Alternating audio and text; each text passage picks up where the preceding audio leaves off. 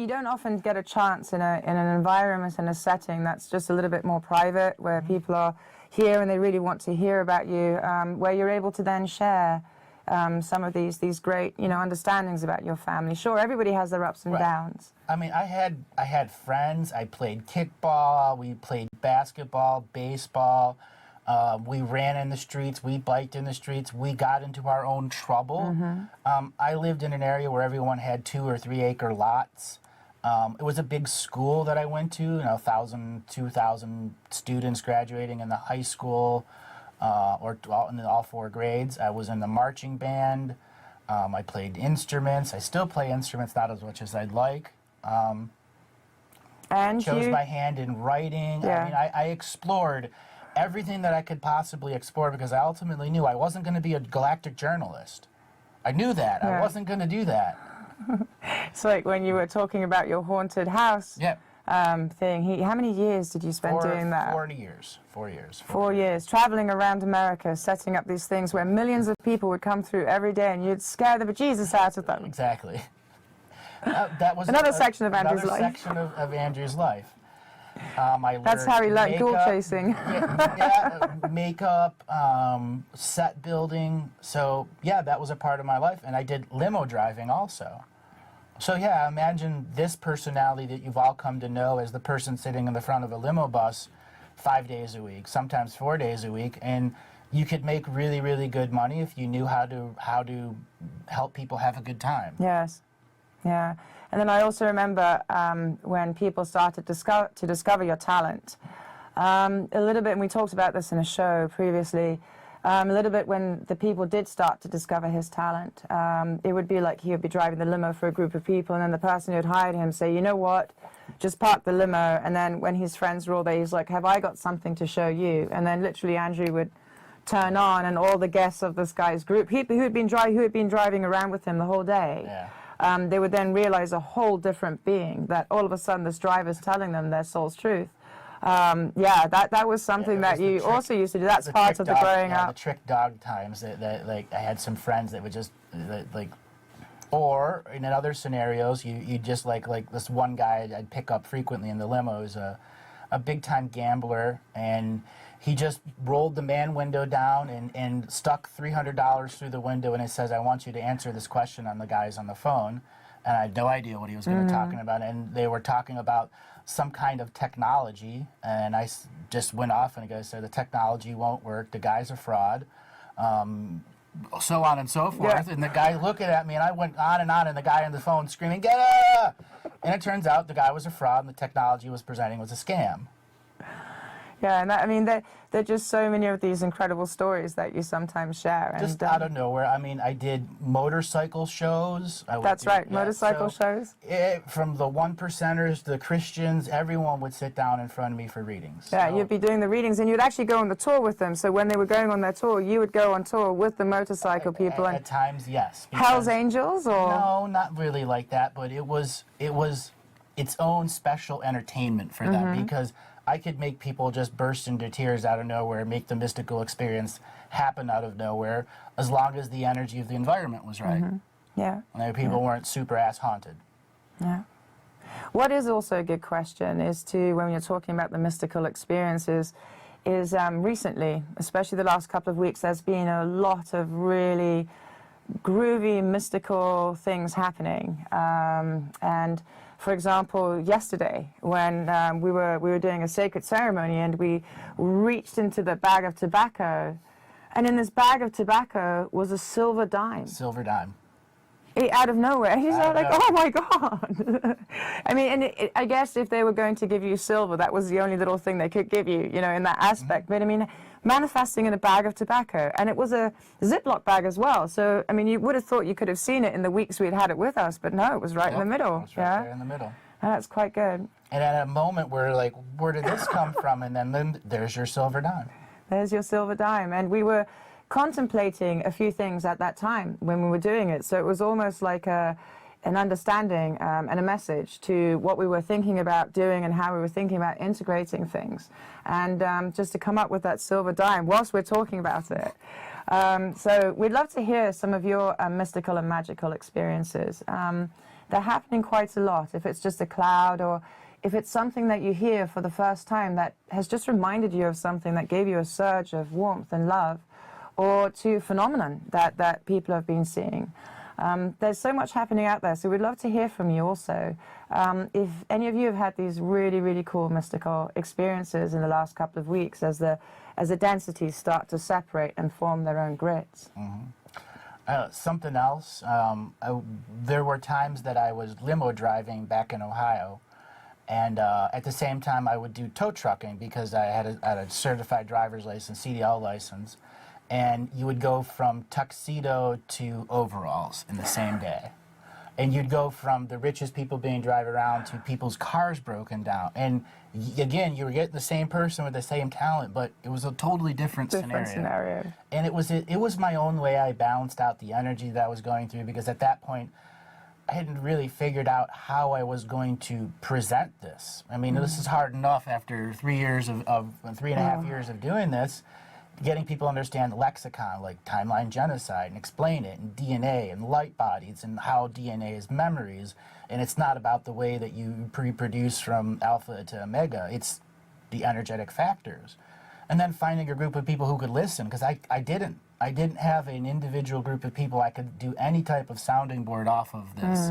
It was, I went on a radio show and I just did it live and blew the heck out of that person, and then there were hundreds of interviews waiting. And I think that's how, when you started to get more involved in the radio and the internet, it was more like the path was shown to you, because you started to go on the radios, you were in chat rooms, the people would call you in, and you'd start to talk on radio shows, and then after a while they started to recognize who you were, because you just blew their minds every time. You know, they asked for someone's insight, and you'd call up and you'd just blow their minds every time. And then they invited you on the shows then. I only called in twice. On the second time that I called in is when there were offers for shows. Yeah. So the first time it was that powerful. It was a call-in show, and I just called in, and they were talking about, I don't know, the sun and the stargates and stuff like that, and they were totally off.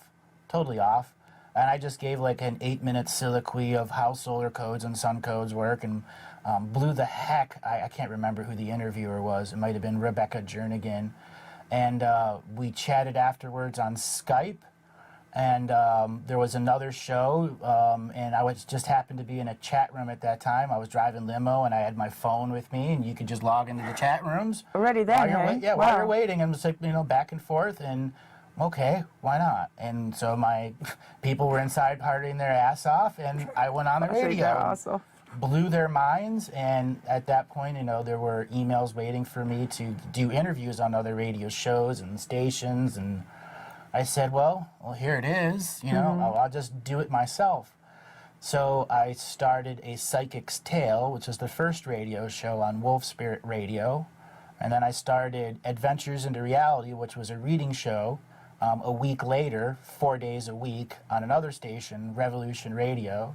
And then I had another show on Wolf Spirit Radio that was on a couple other stations, Soul Expressions with JP or Jay Perrin from Wolf Spirit Radio.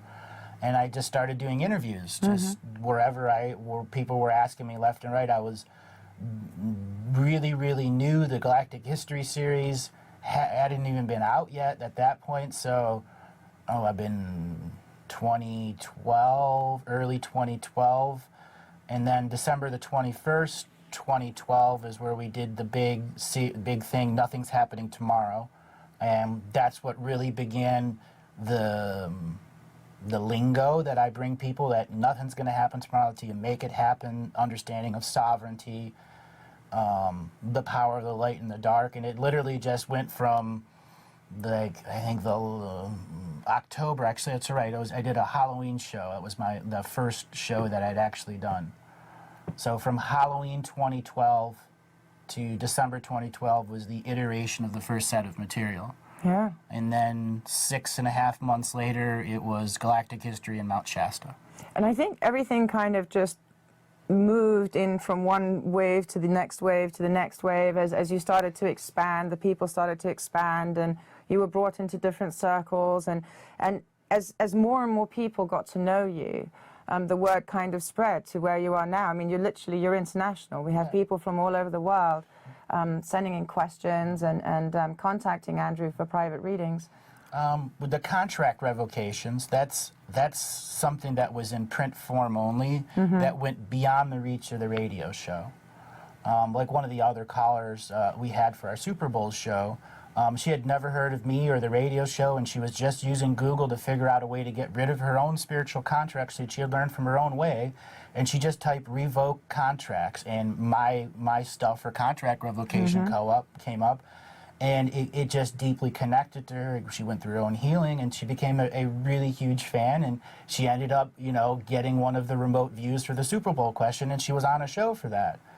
So that's how synchronicities bring people around. I mean, the random calls you also get as well when people call, and they're just these most incredible people that we can't really openly talk about, but some of the beings that contact Andrew and some of the conversations that I've been lucky enough to bear witness to, it goes to the highest of the highest. And to watch him work like that and to have such a dialogue with these beings it's an honor. It's really an honor.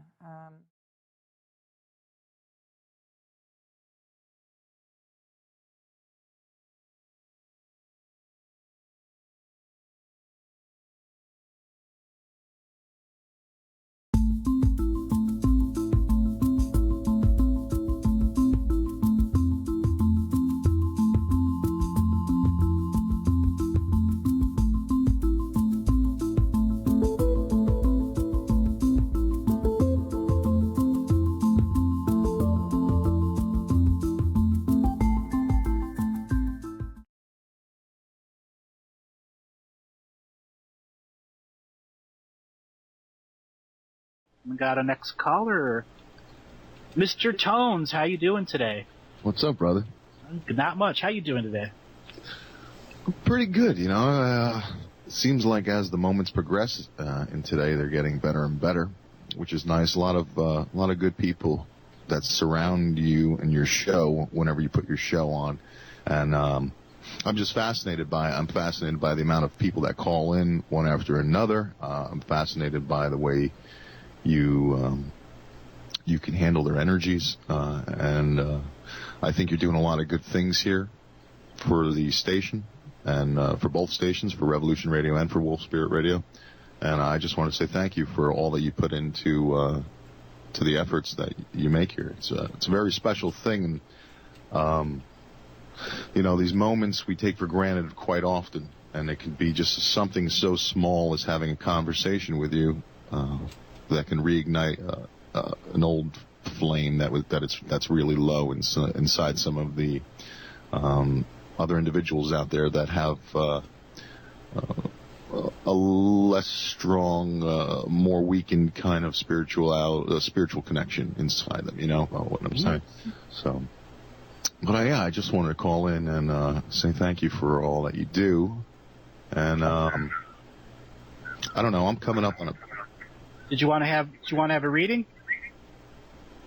Yeah, why not? All right. Alrighty, Joe. How you doing today? I'm good. So, if you've been listening for a while, you kind of know how this works. All you have to do is tell me about your first 10 minutes of the day, and be as specific as possible when you first woke up, and combine that into 40 seconds. And if you dreamed last night, tell me about the dream. Okay.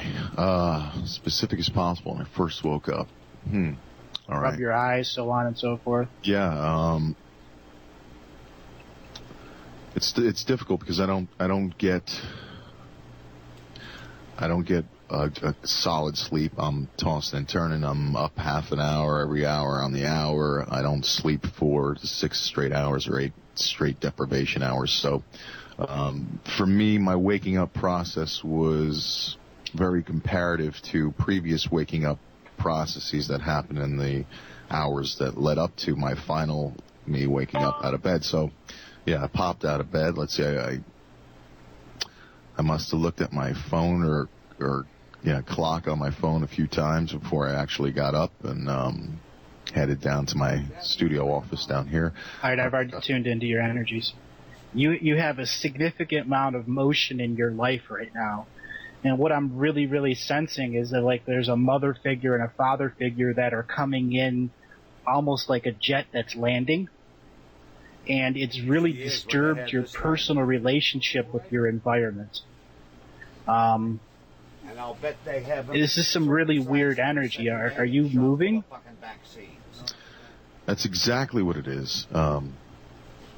So the location that I'm currently in, I've been trying to get my folks to come down and move in here because of their situation currently. And for me to go on, it's almost like I've created my own Stockholm syndrome of the location that I'm in right now. And I'm confronted with this culmination, which is coming to a tipping point in my life where it's time for me to move forward because I've finally gotten them to say yes to moving down to this location where I am in order for me to go forward with my own life. So I have 2 weeks, basically, to put together, to execute this game plan that I've been working up in my mind for quite some time. And the manifestation of it is right here in front of me. And I'm torn as to where I'm being drawn to. Physically on the planet, as well as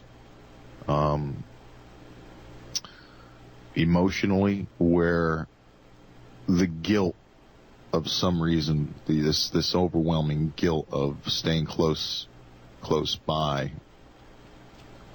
somehow fades away. So it's a challenge right now that I've created for myself. The challenge here for you is to have unlimited vision, and right now you have limited vision because you've been thinking about this for so long. And the sacrifice is time away from the environment that's around you so you can once again pick up the talking stick of life and talk to yourself the way you talked to yourself before. The same person that talked himself into the job that you have now, the same person that talked himself into the education and the friends that you have. You're at this point where the self-sacrifice is literally disconnecting from what the self-fulfilling prophecy you've created. It's I have to be honest with you. I've always lived my life with the act of selflessness first, and it feels like I'm coming into new territory now, where it's time for me to put self first, and it's an uncomfortable territory for me. Right, because you've been service to others for so long. There's the instinctual side of you that says, if I go service to self, I'll become like the others. But in fact, you won't. You've been in service to self many times before, and that's when you get into your music. You do it for your own personal evolution. And like taking the tackle of a song that you got, motoring your head for weeks until you finally manifest it onto a digital track. This is the same thing you need to do for yourself. You need to manifest the time away from the self-fulfilling prophecy and manifest your unlimited vision here. The person that can see 25 frames ahead in the music and predict what all of it's going to be like. Because music and life are one and the same. There's a rhythm, a pattern, a rhyme, a beat, something that connects all of those different concepts. And it's only you connected to yourself through the muse of music. And this is something that you should think of. You need to take your own personal pilgrimage away for a weekend, a day, and take your music with you. And sit there and think, what is it that I need in this life versus want? Right, and I think that's been the main driver for my relocation program is because of where I am currently. I don't have the ability to be as creative as much as I'd like. And as a matter of fact, the creativity in me has just gone by the wayside over the past month. I've taken on an extraordinary amount of work through my own job where I bring in my financial income from, and it's beaten up on my soul where I haven't been able to give back to it. And in combination with my current location not being able to get loud or creative at the hours that I like to, because I find myself most creative in, while the rest of the world is asleep, something to do with, having the world to myself. I'm not sure. But the whole move is to put me out somewhere where I can recharge my connection with nature and the cosmos, and ultimately give back to my soul and my spirit through music and through the creativity that I know that's inside me. It's just it's kind of gotten stomped on and for a little bit and kicked to the side, to the point where I got a question. Where are you going to move to? Have you decided yet? I'm looking on the other side of the river, on the Delaware, maybe in a little bit of the Pennsylvania area, around a couple state forests. Looks like a really rent or buy.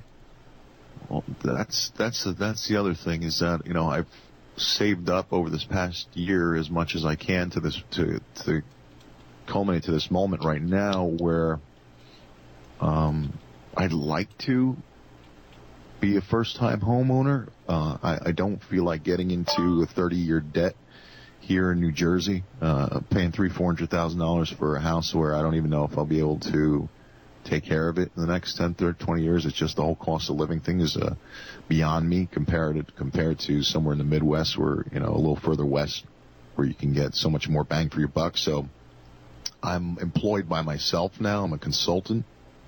I've just separated basically from my company a couple weeks ago, so I have to take, you know, a lot of things like that into consideration. I've been dying to become a lot more self-sufficient in my life and separate from the grid as far as the dependencies on where I go for my food and my energy and all that kind of good stuff. So I've wanted land. I've wanted to grow my own stuff, and so I'm looking in the PA kind of area right now. I know they have, you know, flat state tax and all kinds of different benefits compared to being where I am here, but to go ahead and make a jump into a purchase of a home without knowing the area, possibly living in it first for maybe 6 months to a year. So I'm thinking maybe I go rent, get a feel if this is the place that I want to be, and where I can actually call home for a while. I don't know. Here's an idea for you, and this is me looking really deep into you. You're taking all of the wisdom that you've learned here on Revolution Radio and you want to apply it to your life. All the home self-sufficiency, you've done it through your work, you're bringing your parents home because of the situation they're in, and you've made this self-fulfilling prophecy, and it's a really big one. And the rent-to-buy scenario is really what's eating up at you. This is a suggestion. Just buy a piece of property and go and drop a quick build-your-own-box home on it. And the most expensive part of it will be digging for the well. If you find a property that has a well on it, great. You know, 6 acres you could probably pick up for $12,000 in the middle of nowhere, or even cheaper. And that piece of property is where you now apply all of the self-fulfilling prophecy to. Land. The land doesn't need a building. You can bring a building in. You can build it with your own 2 hands. And then you can rent someplace that's closed, that's cheap, and allow yourself those playtime work's over. I'm getting in the car and going to my land. And then when you get there, you're free. Yeah, I do have this this guilt of being a drive's distance away that's hanging over my head, as far as from what the company has given me and as well as from family, you know. So the locations that I'm looking are only about an hour west out of Jersey, right into PA. Not too far, you know, maybe even 2 hours I could go. I'm just feeling like I should rent first. That's what I was saying. Rent an apartment or home, but you have money saved up for land, and that's where you can apply all the skills that you've learned. Yeah, I mean, this is stuff that it's been on my plate even prior to the station, you know. Mm-hmm. The station's only helped ignite it even further. Right. It's illuminated your whole mission. Yeah. I mean, like you know, just even right now, at any point in the day that I feel that I have an urge to get loud and creative, or creative in whatever way that I'd like to, I just can't, because of the constraints of where I am in this physical location. So, yeah, I don't know.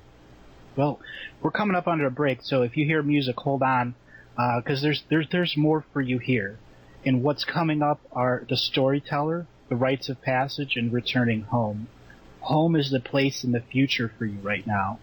Home is up in the air for you right now. You know, you've done some amazing things for this radio station, and for the fact that you're calling in, I'm honored to give you my time to help you in the process of your own personal decisions here. And as I said before the top of the hour, there's 3 more layers here. And your first layer is the storyteller layer. And this comes right to your past life, the life that you led before you had this life. The life before Mr. Joe Tones came into being and to be the person that he is today. And that past life, you were what's known as a twisted hare. It's from the Apache Nation, and the Apache Nation used twisted hares as the storytellers. They are the people that kept the oral records of their tribe. And for many lifetimes, you were a twisted hare in other situations, in other parts of the world. You were a storyteller. But for every person that was a storyteller, there was a musician in their hand. For all stories needed music, and all music needed stories. And that is the you, the now, the proverbial, metaphorical storyteller of music. And this is where you are in your life. How does one mix the story of life to the music of life? How does one come to interact with everything that is your story? And you do that by saying your personal story to your life. You sum up as many memories as you can through those moments of power, where you work through the hard times, the hard memories, and you find yourself into the plateau of level good memories.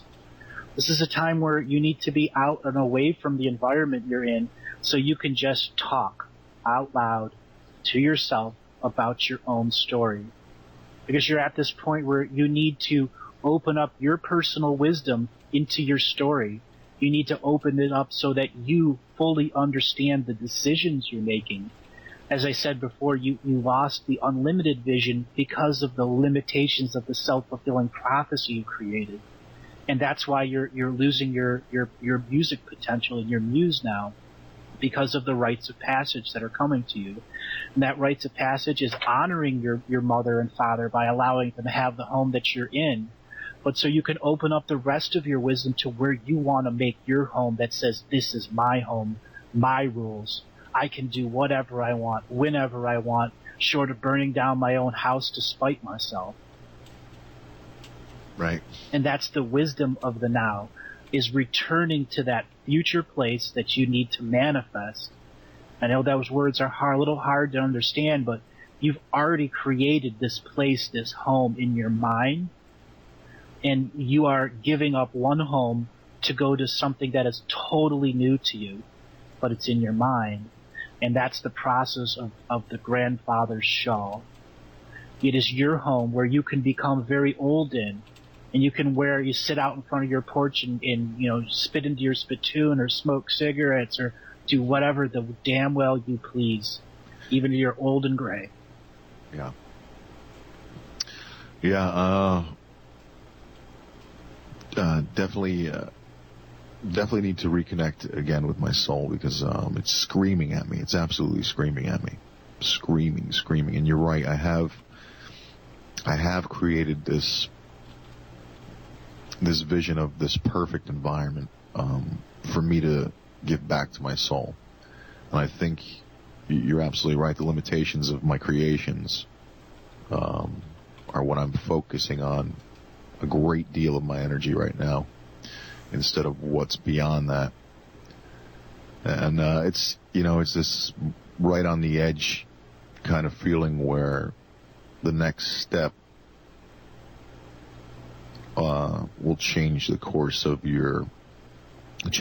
my course, potentially, of the next few years to come. So it's a major step. And just unsure.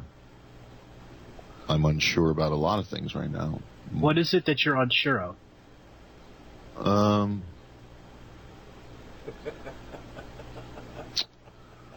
unsure of the struggle that has been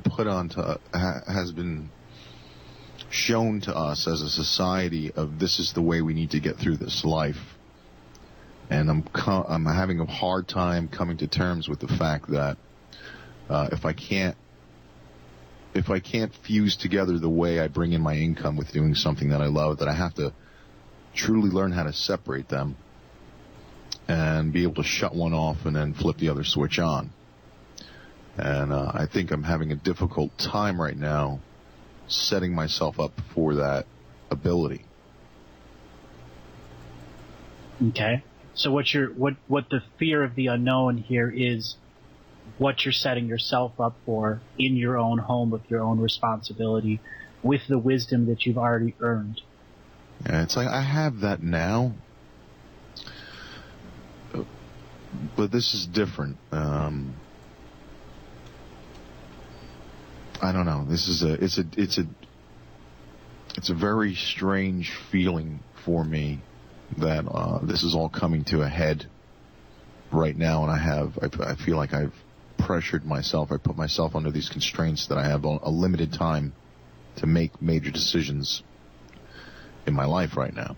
Mm-hmm. So much to do, so many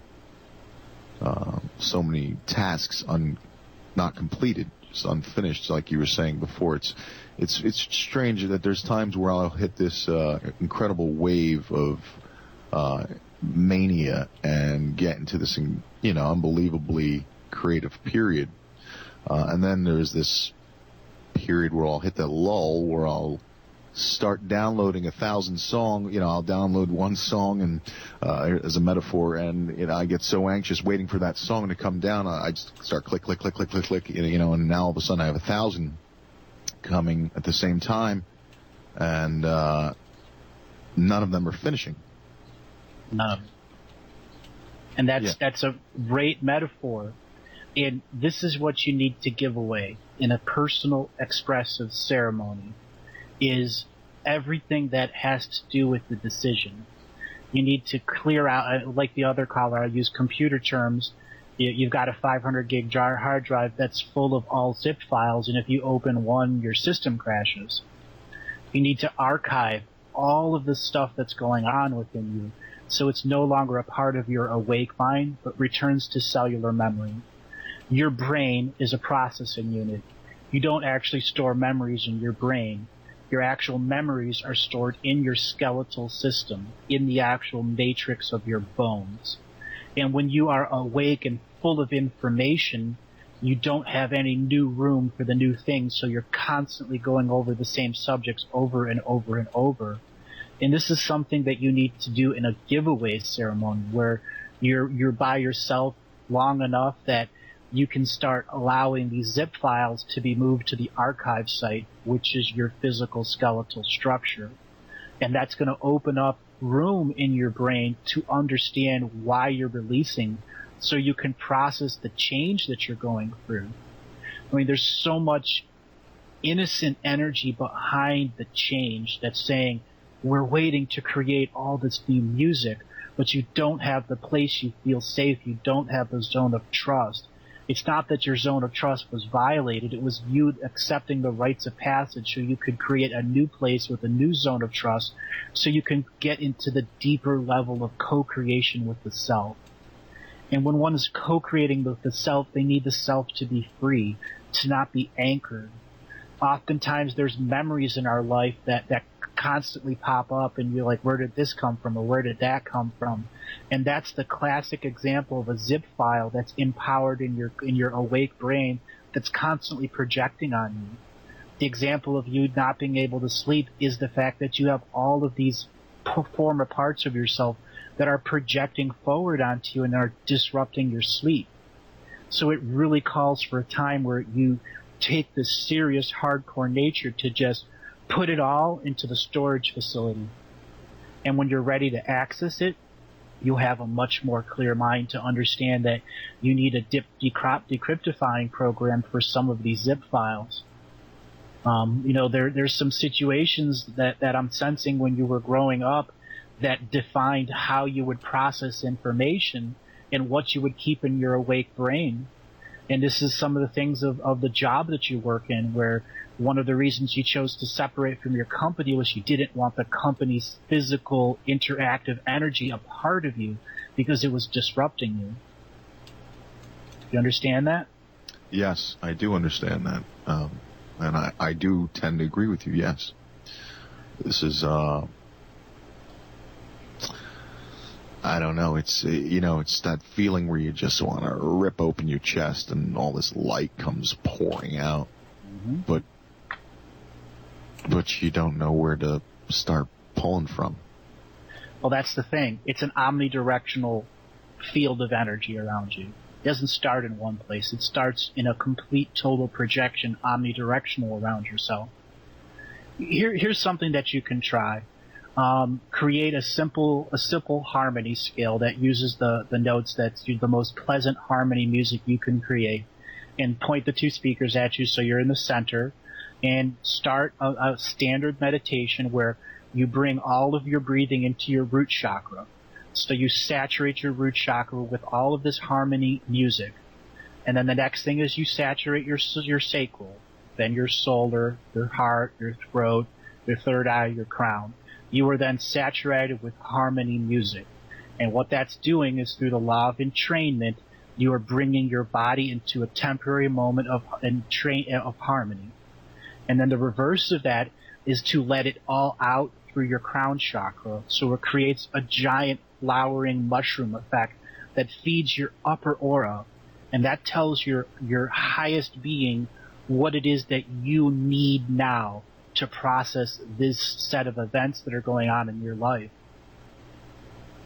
I get these intuitive waves that hit me when I know that creativity is upon me. It's like I go into this lull, into this darkness before I come out, and I always know when this wave is going to hit, and I do feel this wave of creative energy coming mid-June, first, second week of June, and I think a lot of that has to do with this decision of where I want to physically place myself and be able to give back to myself. And it's difficult. It's just a difficult time for me right now with giving up the act of selflessness to go forward with my own progress. And here I am, 35 years old, and still feel like a 23-year-old physically, and the mind of of centuries. So it's just I don't know. It's a massive culmination right now, and it's an edginess. It's an anxiety. Anyway, look, I don't want to continue. You had a bunch of callers, and I want them to call back in because I don't want to take up all your time. I just needed to get a little. That's cool. I wanted to give you some time here because you do a lot for the station. And I know that these words mean something to you. When you go back and listen to the recording, I really, my best advice for you is to point the speakers at you, put the harmony music on, separate yourself, and allow yourself to just explode out of your crown chakra in an omnidirectional field of energy that just empowers you. And that's the process of downloading your memories into cellular memory, so you can archive some of the stuff that's been preventing you from getting good sleep, because good sleep is how you can process this rites of passage you're going through. Well, I thank you, Andrew. I thank you for this. I definitely need some, and I do appreciate that. I feel like I have given to the station over the past year, but recently I just have not been able to give the way that I've given because of this creative block that's over me. And I think once I get through this decision and finally find myself a week or two ahead from here, or 3, I will be a completely different person. Not a different mindset. I'll have a different mindset, a much more focused mindset. And unfortunately, I think this is just part of the mud that I have to go through right now. You're right. It's mud. but you're at ATV and you have a winch. Very cool. All right, brother. I do thank you for your time and what you give here, and I appreciate that. And I hope all the other callers do call back in, because Andrew is a blessing here to the station. And I thank you again for taking my call. And I'm going to listen in on the rest of the show and then head back to work. But thanks again, man. I really appreciate it. All right. Thanks a lot, Tones.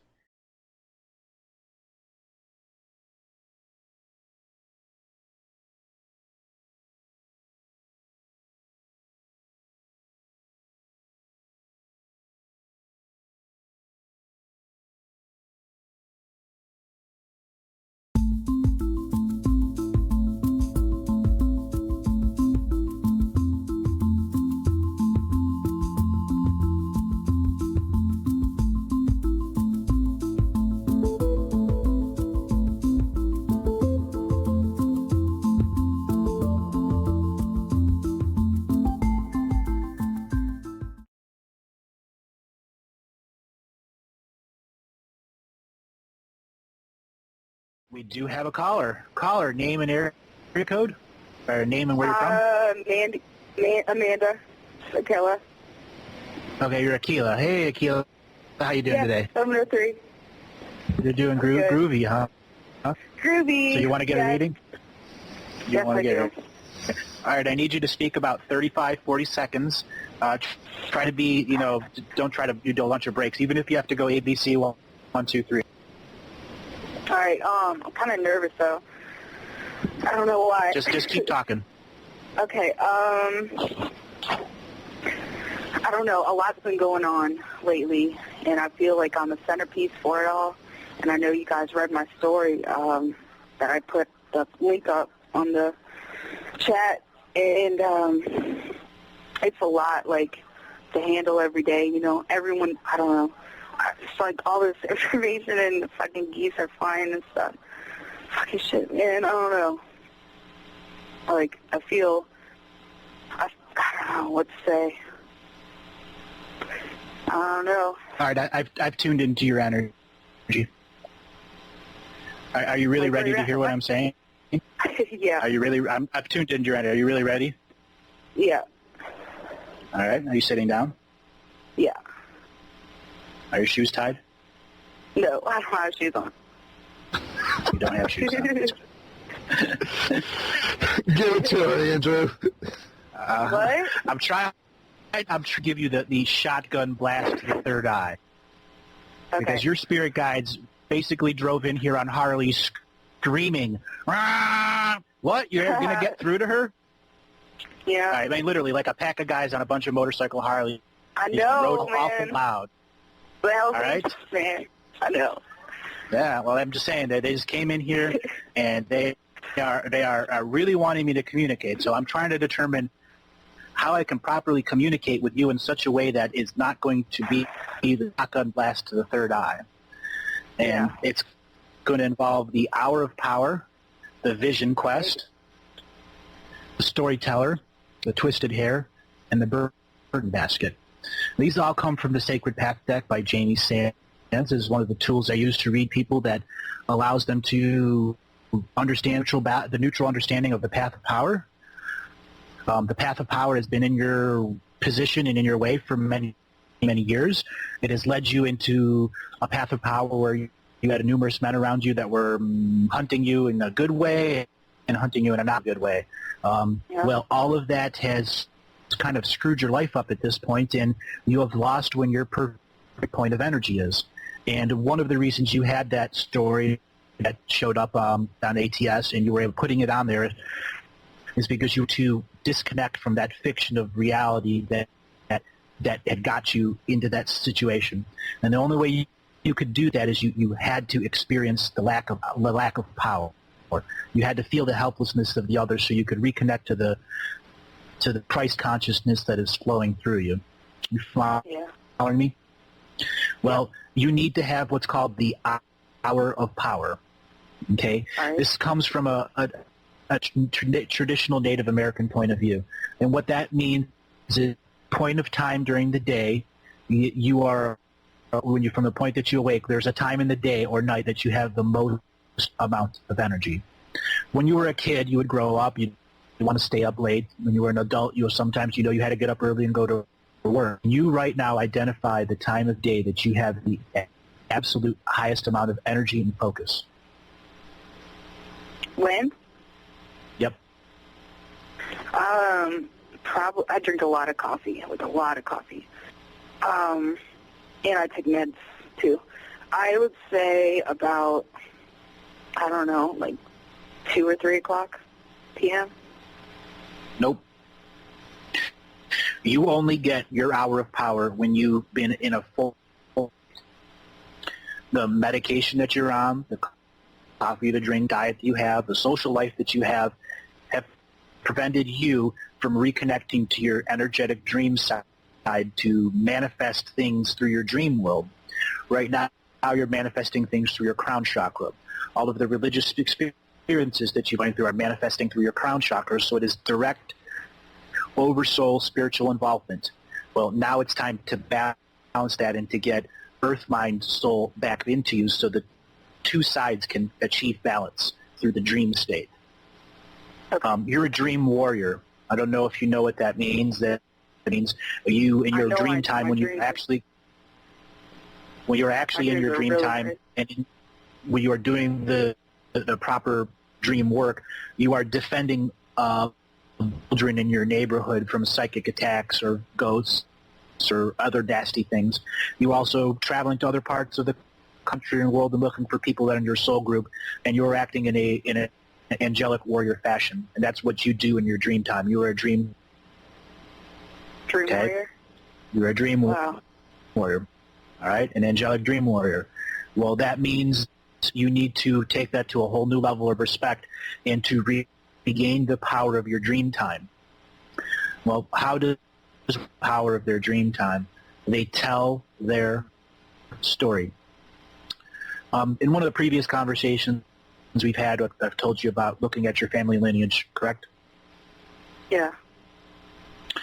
Well, you wrote that down in a state to that spiritual side that has helped you to have spiritual experiences now through your crown chakra. You can do it in many forms. You can do it with sock puppets, but you're doing it for yourself. You're not doing it for an audience. Am I what? So you're doing it for yourself. You're not doing it for an audience. All right? Yeah. It's not meant for other people. It's meant strictly for you. And you do this. I know I'm a teacher, though. Okay. Well, you don't always need teachers. That's the thing. I mean, you are, if you help other people, you're helping yourself, like you were saying earlier, or you help yourself and you're helping other people. Right. Well, this calls for you have to really disconnect from the world.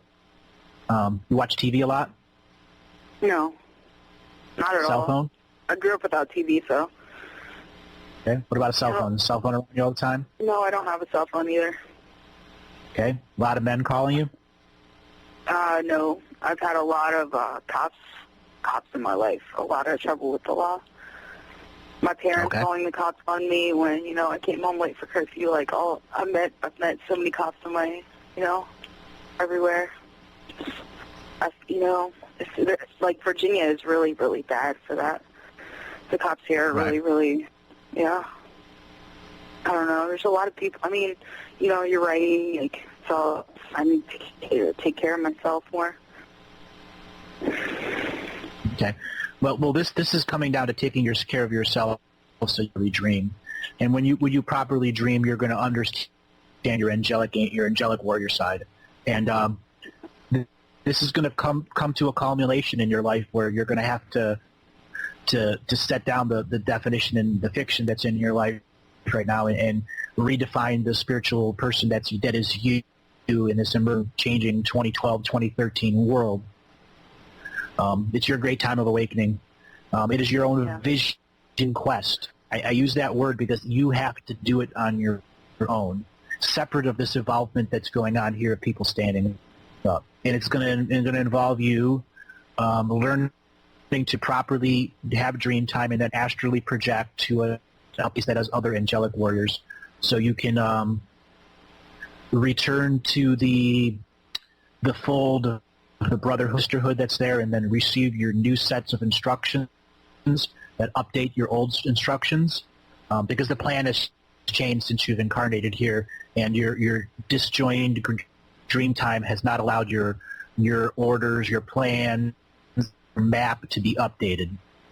And that's it, the transition you're in right now. That's why you're meeting all of these cops. That's why you're having trouble with your parents, because you have not updated your purpose. That's tasked with the angelic. You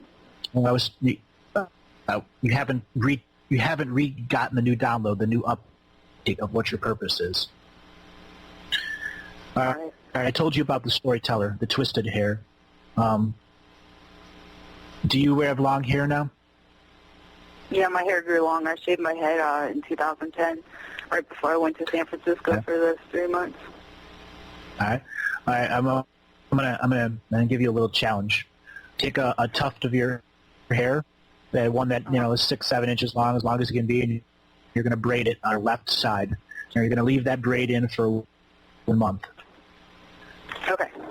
Wait, hold on. All right. All right. Okay, left side braid. Yes, the braid. It's just one single braid. Okay. Write that down. What that signifies is a past life you. In a past life, you were in a tribal environment in Sardinia. It looks like an island in the Mediterranean. Big. Hold on. Yeah, Sardinia. Hold on, Yeah. Yeah, what were we saying? You were having a past life in a tribe. You were having a past life in a tribal environment in Sardinia. This is, I believe, 3,800 BC. I'm going by the way the land is being tilled. I'm literally looking into your past life at this exact moment in time. You were a storyteller, and you would twist your hair, and when you did that, it signified to the children of the area you had made a new story. And as long as that was twisted there, you were telling that story in an ever-evolving, ever co-creating moment. And when the story was done, you would cut that piece of hair off and give it to a child. And then that child would put it to their teddy bear, and that would be their story bear. That was what kept them protected in dream time with the storyteller. All right, you understand that? That's your co-creative past life self reaching out and saying, when you finish writing your story personally, you're going to cut off that little braid, you're going to put it with the story, and you're going to go bury it somewhere, and you're going to give it back to the earth, and you're going to let it heal you. Okay? Okay. And once the story is complete, you can choose to braid your hair again and do it another time. And another time, passing on the healing of the moment. All right. All right. Now, there's more that's in your particular energy field. Right now, when I look at you, you have what's called the burden basket hanging on your shoulder. It's like a woven purse. It's like that is weighting down your shoulders, and inside it is all of the burdens of your life, the social situation, the drama, the lack of love, the issues with boyfriends and girlfriends, and money, and all of that things that each one is a rock inside this basket that you're carrying. And at any time you can empty this basket, but right now you can't because you've latched onto them. Those have been the foundations of your past and present. Well, you literally can dump out that box. It is your self-reliance that gather the strength to turn that basket upside down. You understand what I'm saying? Yeah. Yeah, definitely. Personal choice or activity. I'm registering it a little bit late, but I got it. Okay. That's where you're at. You got to make that choice to clear out the burdens. I mean, there's a lot of drama not caused by you, but it's really loud And you really got to ask, why is this drama so loud? Right.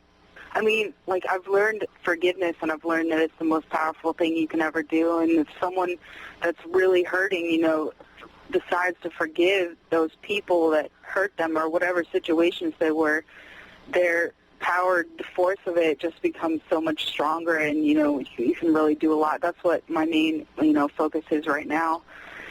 You know, just like becoming a force of forgiveness, and, you know, whatever has happened to me, you know, I just try to keep, you know, pushing forward and everything, and, you know, and all that stuff. I know I can choose to, you know, let it all go and make an altar out of my stones or my rocks or whatever if I choose to. But, you know, I don't know. I feel pretty focused on my goals, and, you know, I don't know. Yeah, I learned, I don't know. There's so much going on, though. You're right. I just need to clear it all out. Okay. I'm getting additional messages. What's up with you and horses? Horses? I like horses a lot. Okay. You ride them? Yeah. No, I don't. I used to take What is lessons it when I was younger. Okay. So it is something from your childhood. Somewhat, yeah. Yeah, definitely. All right. In an area now, that there are any stables that are around you? Yeah, there are. There's one right across from my neighborhood, too. All right. I think it would be advantageous to you to go and look at that stable and see if they're hiring, and maybe you can be a horse brusher. Yeah. I really think you need that horse energy in your life right now so you can solidify those decisions. Okay. I'll definitely do that. I was a horse taker care of, you know, people. Oh, man, I can't talk. I was taking care of the horses there for a little while, and they actually gave me a horse. So that's good. That's good advice. Thank you. You're welcome. Oh, my God. Yeah, I'm sorry. I'm so unfocused right now. It's fine. They're all laughing at me, and it's like I'm in the center of the shit. And, you know, you can't just laugh like that. You know, you have to, you know, just, you know. Oh my God.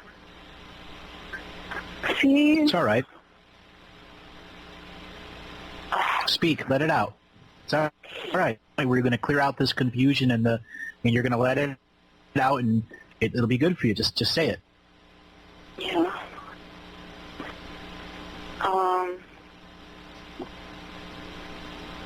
I don't know. I don't know what to say. Shouldn't be on air right now. Why? Because, I don't know, I'm not saying anything. I sound stupid. And, I don't know. I just feel like too invaded all the time. I just feel really invaded all the time. I don't know. It's like my family and just everybody. You're right. I'm a protector, you know, but I don't mean to put on a show. I'm just, you know, here to unite people, and that's it. So.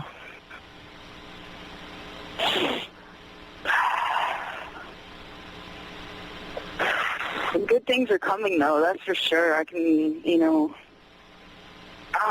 Like, I'm in pain. I'm in a lot of pain right now, but.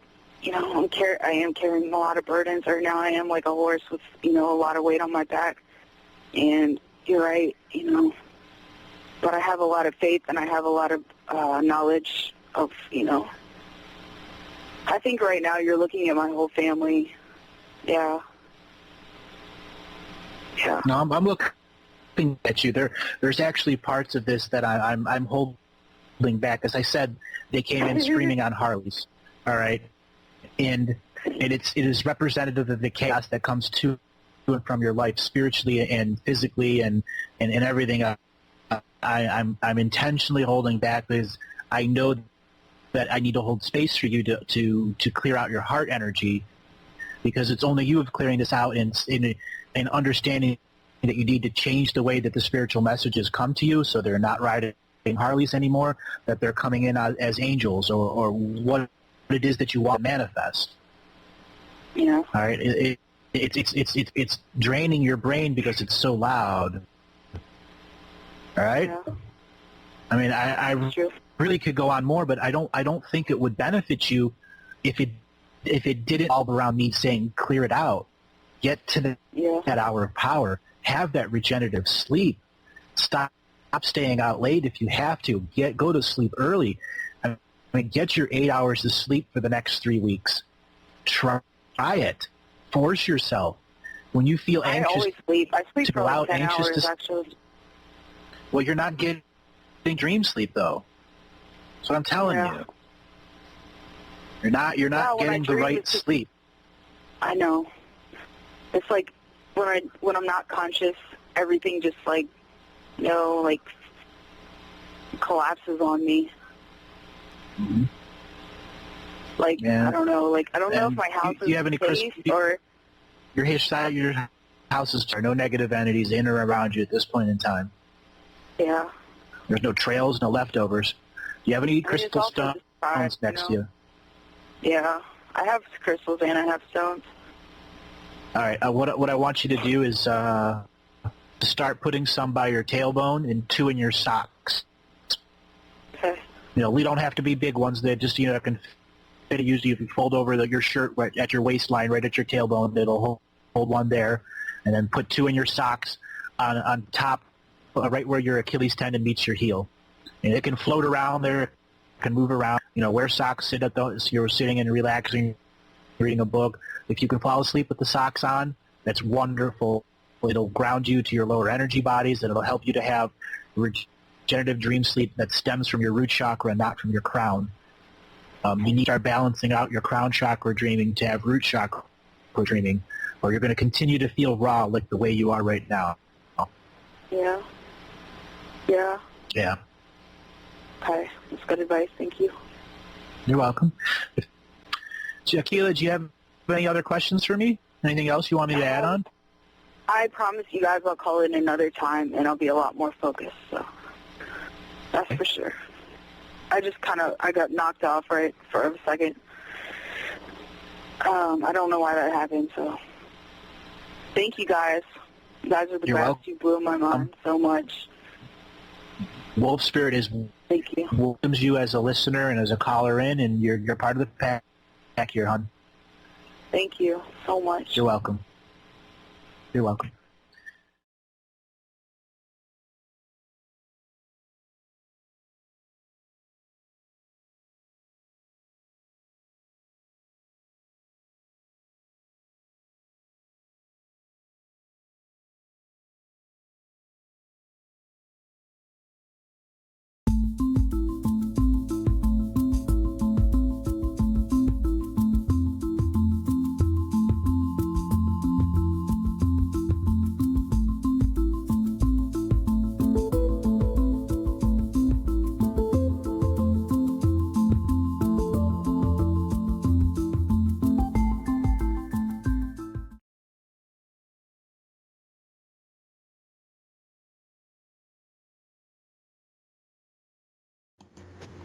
Okay.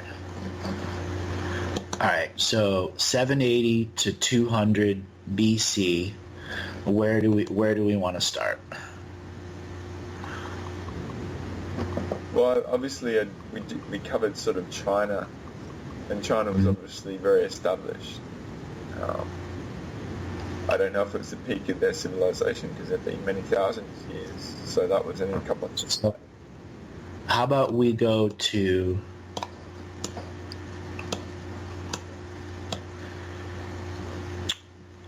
the Koreas, Mongolia, and then Japan.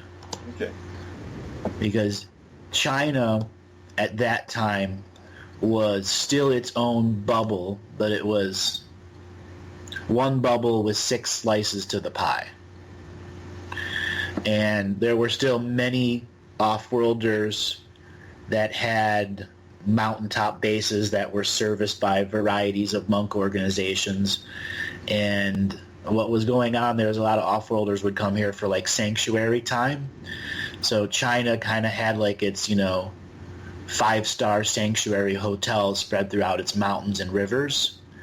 And many intermediate level masters would stay and be healers or ponderers or thinkers, because oftentimes these off-worlders were 4, 5, 6, 7,000 years old, and they needed challenging to expand their own awareness, to let down, to do their own self-healing, their self-nurturing. And when you had someone that spent, hundreds and hundreds of years strictly focusing on being a thinker, being a healer, it gave a refined level of focus that beings who could live 5, 6, 7,000 years would really yearn for. Like when you were a DJ and you yearned for that time of super creativity. Yeah. And imagine being 5,000 years ago and thinking back, I haven't played the DJ tables, since I was 19.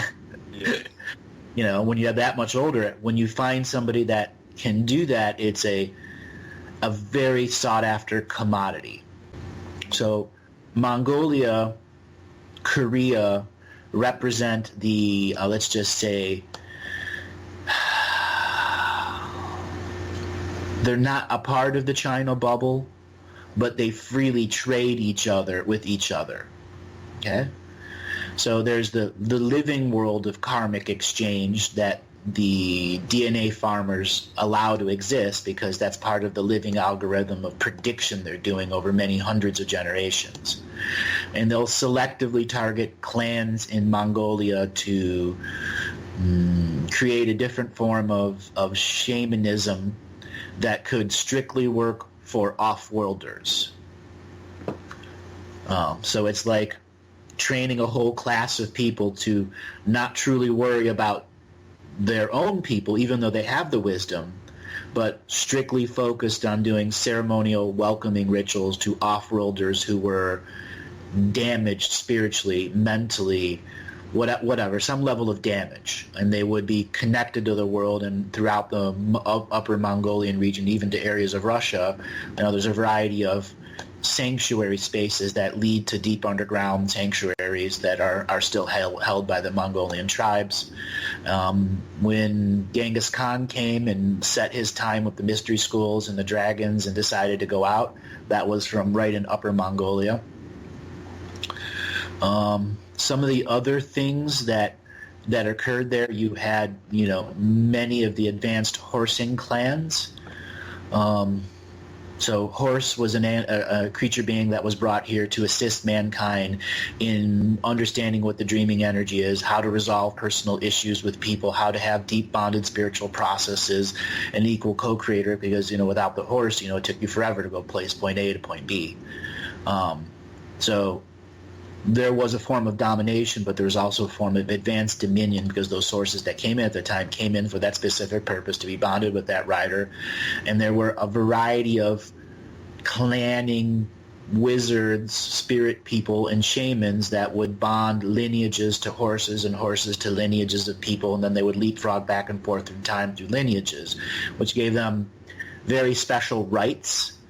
And then continuing with the off-worlder theme, there were times that off-worlders came here to ride a earth horse, to bond with a being in a non-sexual format or a non-sensual format, truly the bond of it. So Mongolia, Kazakhstan, Uzbekistan, Russia, the Americas, and stuff like that represented an advancing of that concept.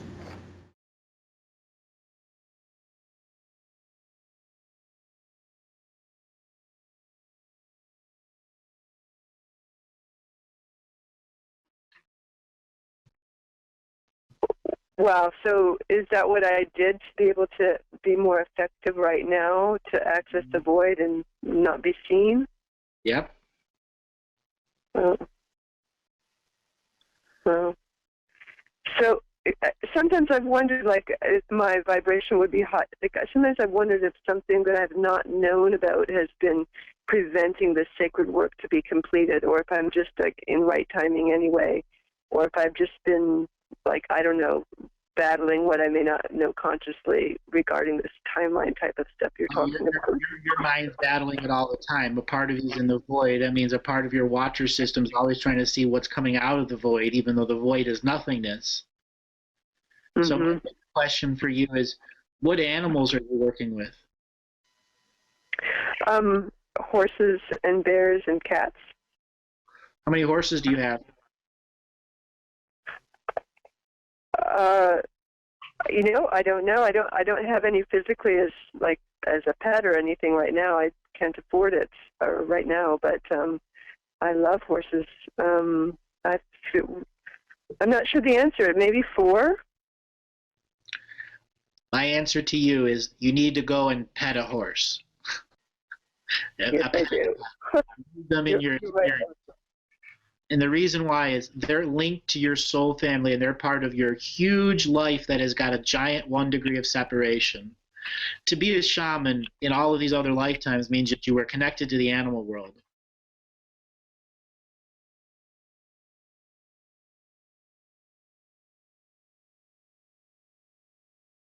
All right, so let's move on. What other kind of questions do you have?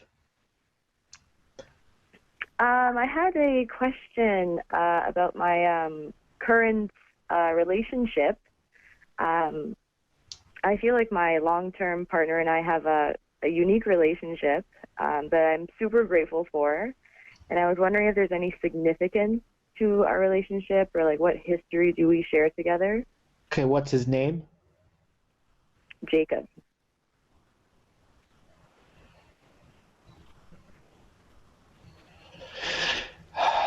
All right, so I'm looking at his soul contracts based onto you.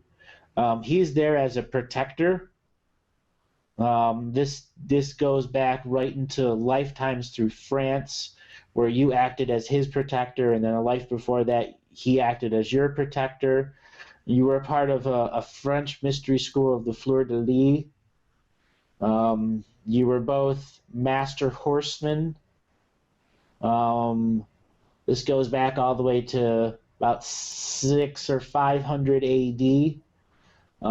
So right around the end of the official end of the Roman Empire, where Vercingetorix was defeating the last of Romulus Augustine's military in Akela, you would have been starting your life as a military horse person, and this is the relationship that you have with him. This is the beginning of that soul relationship. So you are both acting as protectors over each other. You both had, before that, the reason you got put together was you had lives as panthers in South America, where you were, I want to say, worshipped, but it's not really worshipped. Mm-hmm. You were given off these particular panther organizations were giving offerings, and they were luring the panther souls to come and live in humans, so that a human can love and live in a panther soul through sovereign free will. And then the first of the conquistador invasions came in about 2000 AD, is where you got pulled into this side, and we got put into the military scenario. Now, he has a tremendous relationship to Romania, particularly the Sphinxes of Romania. He was a builder there, as well as a person that could access the multidimensional tunnels. So naturally, putting the two of you together made very good strategy sense. He has very powerful psychic abilities that are left untapped. One of his main issues is severe toxicity in his liver from his father. I don't want to really say this on air, but he has major toxic issues that are psychic toxic issues dealing with his father. And those are what's blocking out some of his very major psychic talents, particularly aerokinesis. This is built into his DNA. The wind he can emanate wind.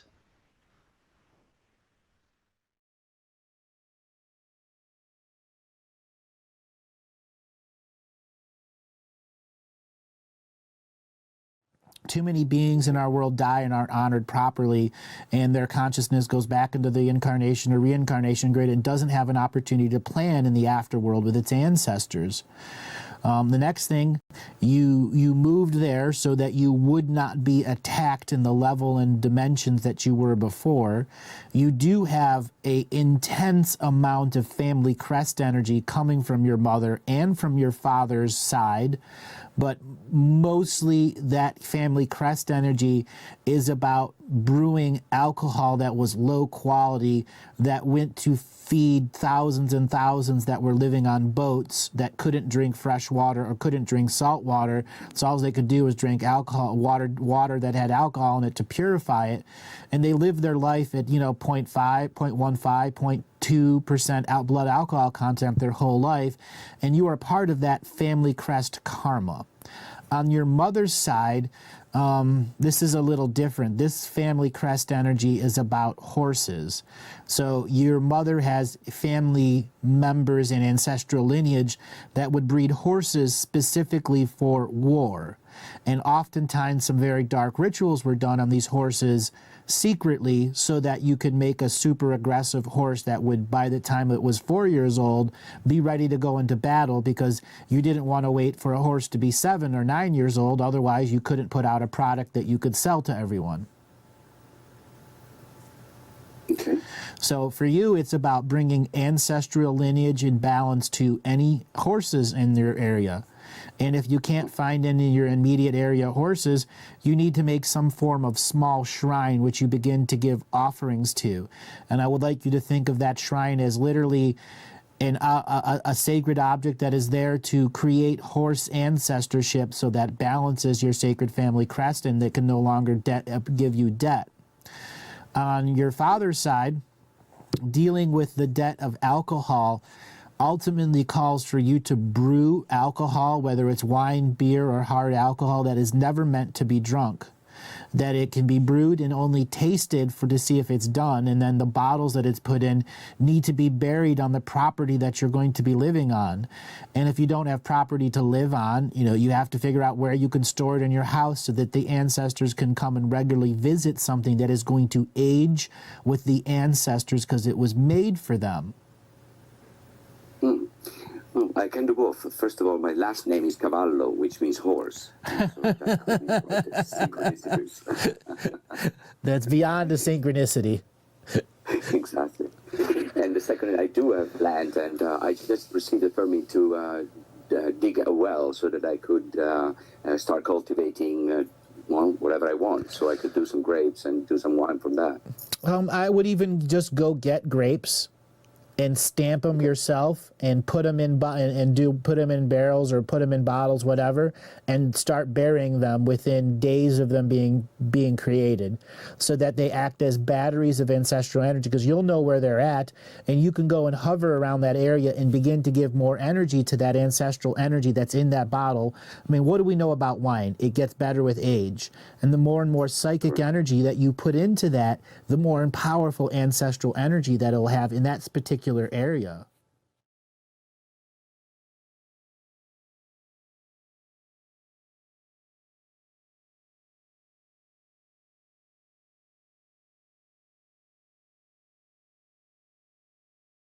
Yeah, it's called Kinship with All Life by J. Allen Boone, Boone. Yeah, and what I did is when I first read this book, someone gave it to me, and I actually went and ordered 20 of them. And I just knew that at some time point I'd be giving those books away to specific clients and cases that I've been working with. And sure enough, within a week, all of those books were given away, and those people bought more of the books themselves and also gave them away to others. That was something that we started that was really beautiful several years ago. And it's funny, you've just reminded me of this. I haven't thought about that book in a really long time. Wow. See what happens when we have technical gremlins stopping access to the chat room in our video? Yeah, there's no chat room, no video, but the show must go on. Horses are really a little bit different. They about 45% of our planet have actually DNA technology skin suits that are related with horses. They've had real involvements with them. The galactic history of the horse is rather different to what people have been taught. Mm-hmm. And the reason the zero-point function of the horse is also very different. How people discover the zero-point function of dragons. Mm-hmm. When they discover what the zero-point function of a horse is, they'll be quite astounded. And what has happened to humanity with war and everything else, and the changing of the souls into the DNA technology skin suits, this has happened with horses as well. This is something that the viewers need to look at, is that every single top person on the hierarchical order that is running this place, including recently now you see even with Bill Gates, all of them have horses, and the aristocracy and the people in Europe, as well as in Spain, they all have their special bloodlines. And they've had them in their families for centuries. For centuries. Now, for example, when at a time in Spain when there was a great falling, I believe, of the people leading at that time, I believe it was one of the kings, their bloodline of horse, very, very special bloodline. The monks hid these horses for over 100 years, this bloodline of horse. And I'm lucky enough to have experienced this technology skin suit and this specific bloodline. And I can tell you the beings that inhabit these DNA technology skin suits are really very something different. Very, very different, out of this world. It's like you're sitting with a sage. And listening to them speak. So our horse is sentient? Absolutely. They are here to help humanity learn once again how to walk in between two worlds. So there's a whole aspect of horses that a lot of people might not know because it's not often written about and not many people talk about it. Heart math has started to scientifically prove how the actual being of a horse changes the human's frequency in itself. The horse in its absolute presence can exchange dense frequency for you. That's why a lot of the yogis in India, they always love it because they say, oh, look at the horse and its very long skull. That long skull of the horse's head is able to process incredible dense energy for you. That's why you hear all these healing stories of how people use horses for therapy and so on. And in the ancient days, you know, the generals all had their named horse. And that goes back to lineage technology, where Nat was saying how the horses were hijacked and some of the galactic history of horse. When Nat and I first met, and it was all about understanding the horse, and that's where we came up with the... yeah, I knew what I was. Yeah. I just wanted to figure out the horse stuff. The horse stuff, yeah. You already saw your lines. You already knew. And you knew, not only did you know the lingo, you were able to keep up at a level that beyond surprised me. And then when we sat down and we did the revocation for Sky and Aziz, which are two horses that Nat has, and we came up with the equine revocations, which are on the website right now, under the spiritual contract removal. And well, when we launched that little thing there, right there, when we launched when we launched 0 Point Time for New Earth Nations, the horses stepped forward to bless that ceremony and call it forth. For the humans, and it was a really big day. That was March 21st. March 21st, yes, this year. And there, for the first time, the equine prayers were read all over the world to also give these sentient beings their sovereign free will back. And this is now something that every horse I encounter, every time I do things, whether it's remotely or just over the phone or physically there, the first thing we do is create the contracts for that specific lineage and that horse. And the results are quite incredible. We've had horses that have been gilded, and once we've given them their sovereignty back, they are still able to bring again energy back to the Kundalini, their root base. That reminds me of that where we that lady read their revocation out for both gilded horses. Yeah. And during that, the one horse got a hard on. Yeah.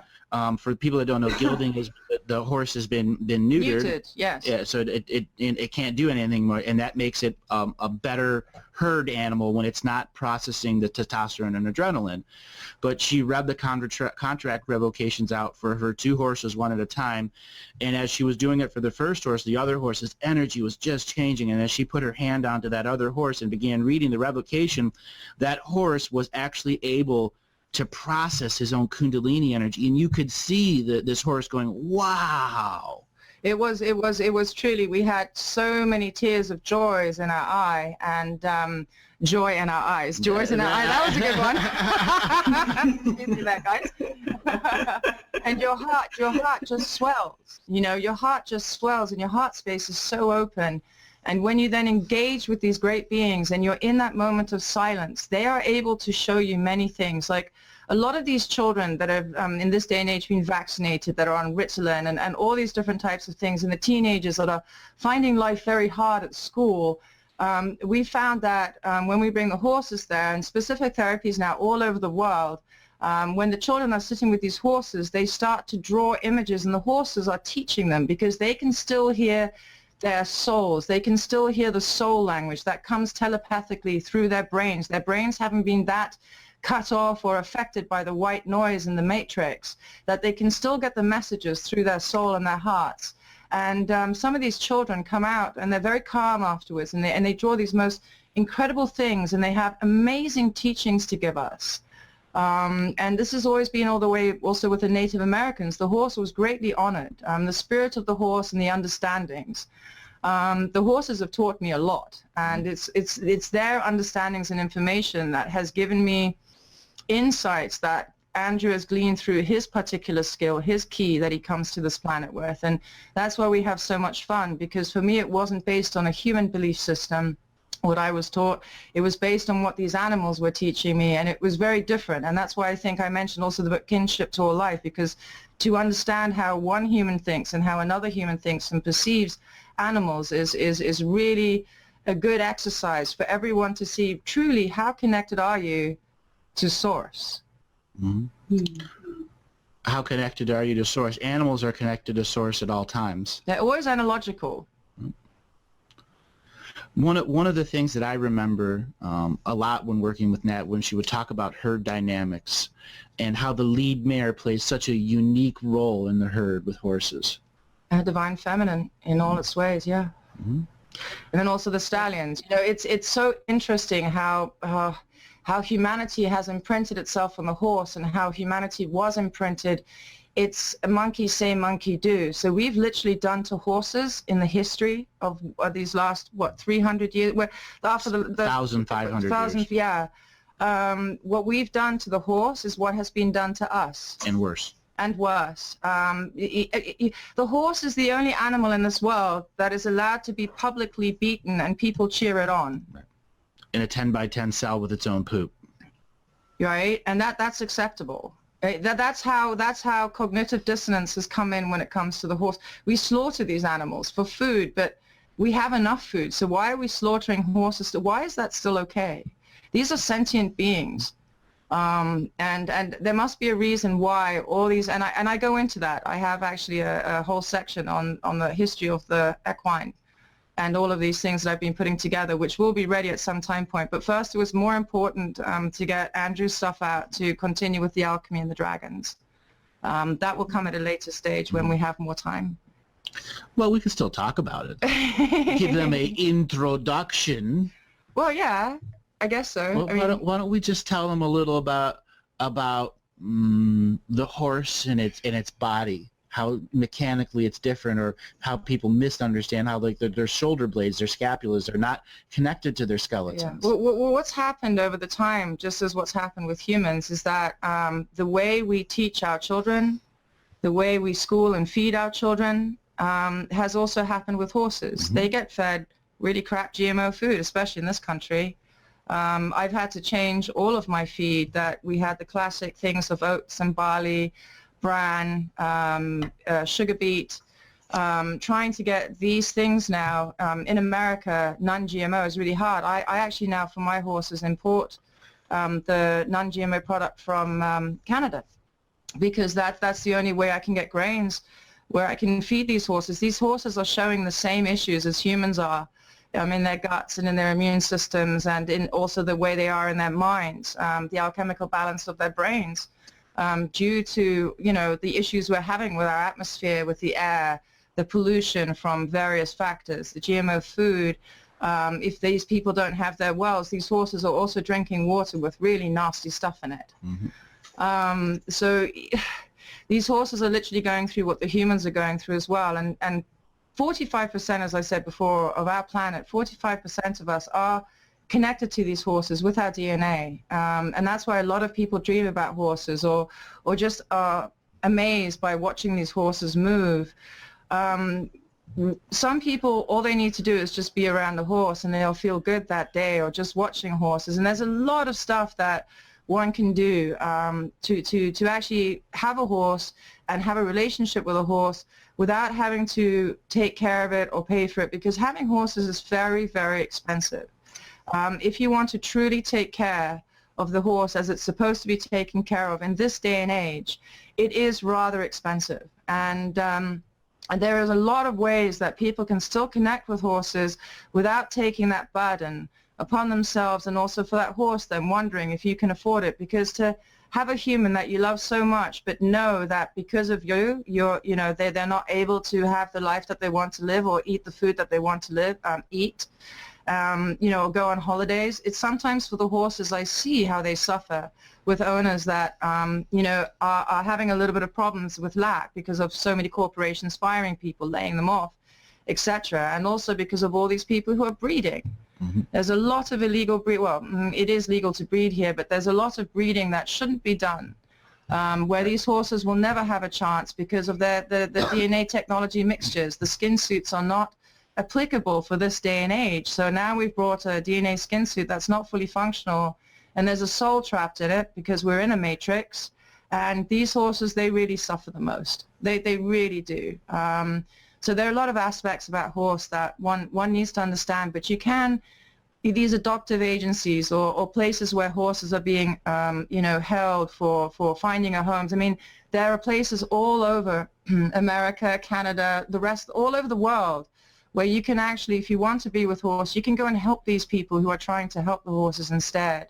Sometimes by your pure beingness of just coming each day and saying hi. Mm-hmm. Not even having to touch the horse, because sometimes these horses are so abused, but just that one soul gives a damn for another soul and connects heart to heart.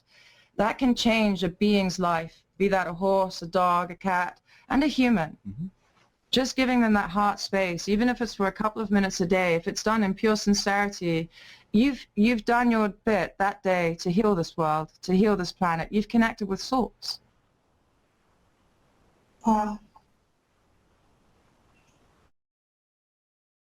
That's right. So horses are more than just four-legged creatures. They have a dual zero-point function to walk between two worlds. They're the people that spread the dream weave. And I said people because they have their own clans that started many thousands of years ago when humans began to learn anthropomorphy. It's where they began to bond with the original horsing clans. Before we get into any of the major parts of the history, we want to look at what modern history is telling us about horse. We have left automobiles behind. Left horses behind and took on automobiles.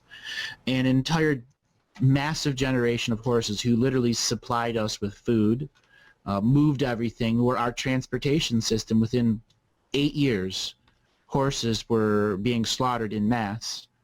And now that is left is a gene pool of horses that are in their own way in servitude to a bigger system called domination and control. And they are very much entwined to our history. There isn't a war that existed that a horse hasn't been in. There isn't a famine that has existed that a horse hasn't been in. There isn't a great time of enlightenment that a horse hasn't been involved in, where divinity path horses went and did things that humans couldn't do. Yeah, I mean, you look at Genghis Khan, again, his horse, Alexander the Great, Bucephalus. We hear about these horses even to these days when people, call in their memories and they remember they always, one part of their lifetime, they were always together with a horse. Mm-hmm. They've always had that. And in the old days and in the days now where people are remembering the ancient future, they are beginning to be again with horse, because what is the ultimate? What is the ultimate that human would want as one fully connected in union and communion with all that is? A great training for me, and what I use as my training tools is the horse, that I can be with this horse with nothing, with only my soul and my understanding and the language of the heart. Mm-hmm. And to say, let us dance together, let us walk together as one. Let me heal you as you can heal me. Let us be in union and communion, and let us share the gifts of our DNA technology, because you and I, we walk between two worlds. We are multidimensional beings, multifunctional beings, and we both know now that we're sovereign. Would you like to walk this way with me? And to have that connection with a horse, and to take any horse and be able to connect with that horse with nothing. No bridles, no metal bits, no whips, no spurs, no heavy saddles, but just to be in that moment. And does it happen instantly? It can. We have people that are doing it now this day and have been doing it in the, I mean, in the ancient days. These horses, these war horses, for example, or these magical beings, they were only connected to one person. Think about that, the dragon. Do you remember Aragon? Aragon? Yes. There's only one rider for that dragon. It's a very sacred kind of connection, and they go in between the worlds and everything. Well, it's the same with the horse, and that's why so many people feel drawn to the horse. There's just something there, and they can't quite put their finger on it because we have had our memories stolen. Yes, we are erased with amnesia. So we're still now remembering the ancient future yet again because our history was corrupted. So with the horses, you have that, and I know that I can sense it in the audience that there are beings out there that have had that connection with horse, even if it was just for one moment. But when you've had that connection, it's kind of like an addiction. You want to meditate more. You want to get clearer. You want to get more grounded. You want that bridge again to be with a soul, such as a sentient being as a horse, because it can take you to other worlds and beyond. It does it with the children. It does it with all the Vietnam. We have so many veterinary vets coming from the war in so many different countries, okay? And equine assisted therapy is huge, huge. And also they talk about revocation contracts. They talk about cutting the cords. And these people are healing themselves with these modalities together with the equine. Because with the equine, they have a sense, a feel that such a great animal would just lend its heart space there and just stand with you. Because half the time, horses are just standing in their way, in meditation in the other worlds. The other half of the time, they're walking, you know, and walking the lands and blessing the lands. If you look on YouTube, there is a guy who got all the satellite pictures of all the things that we can see from the satellites in space to Earth. Over 50% were either horse hooves or horses themselves, or a man sitting on a horse. These were these huge things that you can see from space. Why is it? Why did Mother Earth call horses here, and how did they get trapped? And why is it that their hoof prints are all over this planet? And of the ancient times, you know, you see the petroglyphs on walls with deer and horse from back to the most ancient of years, and then you see these giant structures and monuments that look up to the skies, and of the top 100 things carved into the land, guess what? 7 are horse, and nothing else comes anywhere close to being that well represented, you know, being looking up at space. So there's a lot to the horse, just like there's a lot to the history of the human, and understanding the connection, the 0-point function of the horse, and why horse is here now for humanity. We have so many horses on this planet, and each one of these souls has a counter soul in a human DNA technology skin suit, and they're just waiting to connect. Right. Connect and finish a process of understanding what heart space centered sovereign love is. No matter what your species is, hands or hooves, no matter. And the beauty of the horse is that this animal is the only animal that carries human to this day. The dragons are gone. The other things, the other animals are gone. This is literally the only species in Western worlds, let's say, besides the elephant, the ostrich, but really the most common denominator of a species that still carries man on his back. So what is the teaching for man in this sovereign time, in this moment of now, in this graduation timeline, where we've understood that we are all sentient, that we are all sovereign beings, that we are all source connected to this planet? If we are all source connected to this planet, what greater gift could we give than connect once again to what is of this planet, which is horse, cat, dog.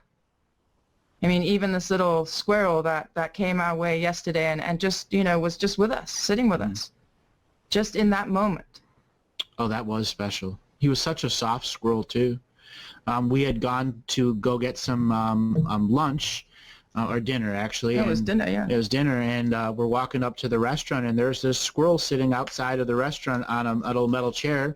And I'm like, hey, squirrel, what are you doing? And he just softly walked right up to my foot and sniffed my foot, and I realized, no, that squirrel probably You know, he wanted some food. I'm like, okay, Mr. Squirrel, we'll bring you some food when we come out. And when we went inside, Nat's like, well, are you going to go give him food now? And she went to get up, and the squirrel had already come into the building. He had followed us in. And that was his second time getting into that building. So he is a well-fed squirrel, and he has learned some human techniques that even got the Galactic Historian to go, yes, I'll bring you some food. That was pretty amazing. Now, here's something also interesting if the viewers are really truly want to see how far a horse is. There is a Russian man called Alexander Nevzorov, and he has a YouTube channel. And you can see, if you go through some of it's in Russian, some of it's in English, and if you look at some of the Russian things, just look at what they're showing. He will show you the sentience of horse. He will show you horses spelling. He will show you horses doing complicated understandings and then putting those words together. He will show you how human and horse can be one, and it is just with the quantum entanglement, nothing more of two beings, two photonic light beings dancing together in their DNA technology suits combined with source, and all that is in union and communion. This being has done a lot for the horse, and he was a monk for a while. Okay, plus a few other things. He was also in the government. And he's literally dedicated his life to explaining to the humans, because the horse is such a big key for our evolution, to explain to humans how far these animals are and how history has given you a fake belief system on what it is that horse is. And if they've given you such a wrong and fake belief system on what a horse is, what did they do to you? Exactly. What they do to you.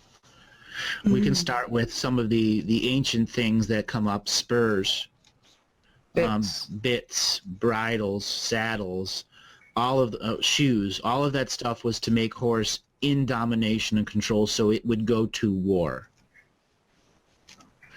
Now, there were other four-legged animals that they tried to get into war, but horse was the only one that would charge straight on with an armored knight on its back and a giant lance hanging off its side, because the horse had bonded with that knight who started working with that horse when it was 1 or 2 years old. And here's another fallacy. A lot of people now, more and more and more, because it's been practiced in certain industries, are same with children, you know, because it's easier. The parents need to work, so they put the kids in school. They put the kids in kindergarten where the kids can get indoctrinated. But really, when it comes to the horse and his spiritual development, that horse is in a cocoon stage, still bonding with source and all that is, until at least the age of 3.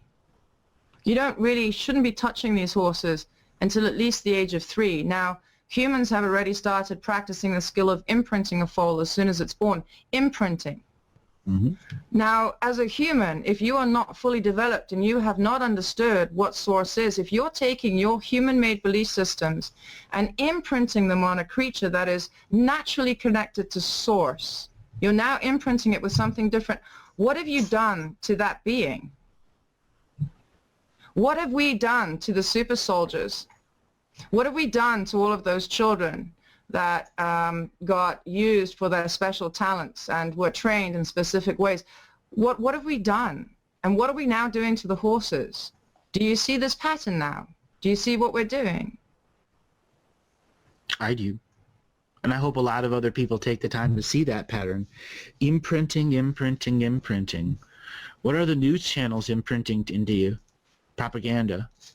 Propaganda that the world is all right and that the economy is fine, to the point where you have subcultures that create fallacies and myths such as the revaluation of currency to give them hope. The horse has none of that, because it isn't intertwined into human linguistics, but it's intertwined to each human that is considered an owner.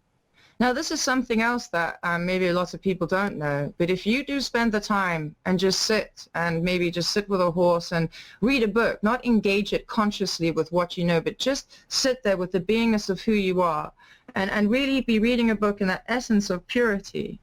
When you start to communicate with that horse and you start to speak, it will read the language of your heart and therefore understand your words.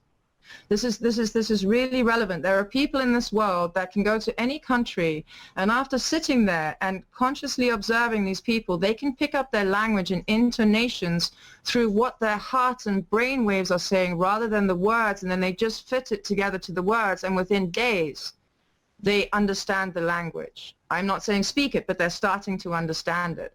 Well, horses are incredible that way. Horses can actually understand any language, just like a baby when it's born has the capacity to understand any language until it's limited then to whatever it's been taught in that moment of its growth, its imprinting.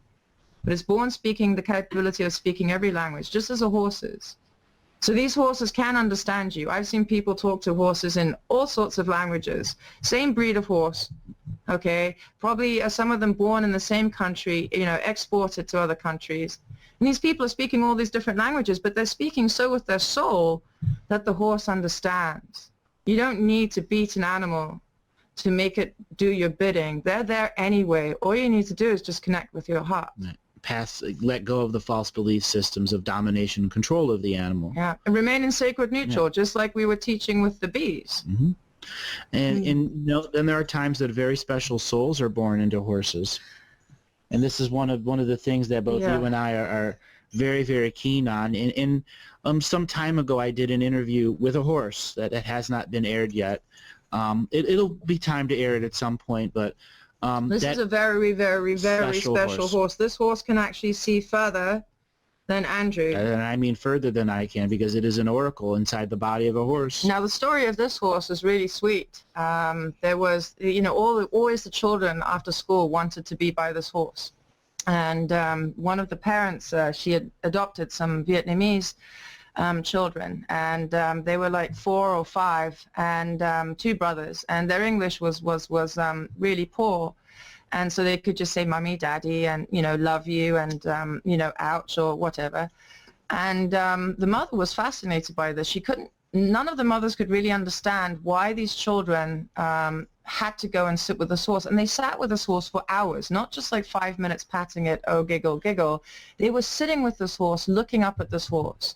And one day the parent asked, why do you always every day come and sit with the horse? And the son turned around and said, but Mama, he's the oracle. When the mother came and told me that, this is one of my horses. When the mother came and told, and this horse has traveled with me many countries, he's still with me to this day. When the mother came and told me that, I got chills all through my body, because I always called him my teacher. So he's taught me a lot, and we've had incredible conversations, and my test to see if someone is true when they say they're psychically in tune or they are absolutely now in union communion. You have a lot of people that have kind of built themselves up into this false reality. I will know straight away when I present them to this horse, because he will show me. And there's only literally 2 beings that I've presented to this horse, Andrew being one of them, where I could truly say that the oracle stepped forward and began to engage in a way that I've never seen. And Andrew was so blown away. He just had tears streaming down his face when he experienced this horse. And he's like, we got to interview him. But the information that was given, we need to wait a little bit. Because this horse is also doing a lot of work on other realms and dimensions, and some of the things that he does, I mean, some days I come in and I just have to make a fire for him, because he's doing multidimensional stuff, and there's a lot going on right now. We are still in several ways at war. So, you know, especially when it comes to the animals and the humans understanding that animals are their kin. They are not their slaves or servants. Kindred. Exactly like you. Just because they have hooves and not hands means nothing. Yeah. And that is a thing we as a collective species have to come and let go of, the ignorance and tolerance of species. Hierarchical orders of species. Declaring one as a food source with no life. That ends. But it takes a collective global community coming together with the common thoughts that all sentient kind deserve sovereign freedom. And the horse that we did the interview is a unique interview.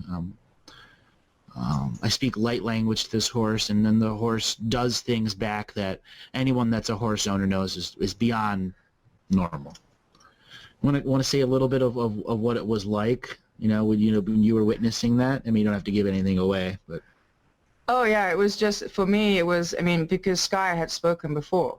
So for me, watching you speak with him with the light language vocally, instead of this realm that I'm always in with him, and to watch Sky's excitement and the tears that were streaming down your face, and it was a moment of when two sparks connect together and they change everything. Absolutely. When these two guys met, it was like the world changed. Something in the world shifted, because now Andrew had someone he could go to and he could speak with, that could see further than him, that could give him understandings that weren't imprinted by human belief, something so pure and uncorrupted. And that was something that literally, it was a celebration. And after this great talk, we went into the arena and we danced like we've never danced before, Sky and I. And he had wings on his hooves. And we did the most incredible dance. And we didn't film that because it was a very sacred dance. It was a dance of union and communion. It was like, we managed to do this on this timeline. We brought the ancient future now. We manifested, and we made it manifest, and it was Sky that pulled Andrew this way and to this place, because he was here. It had nothing to do with me. It was all about the horses. Smart horse. He even says it in the interview, you pulled me all the way here from Shasta. So that's something different that I think the audience don't know yet, but that's yeah. Special horse. Special horse. And there are many of these special horses on this planet. Yeah.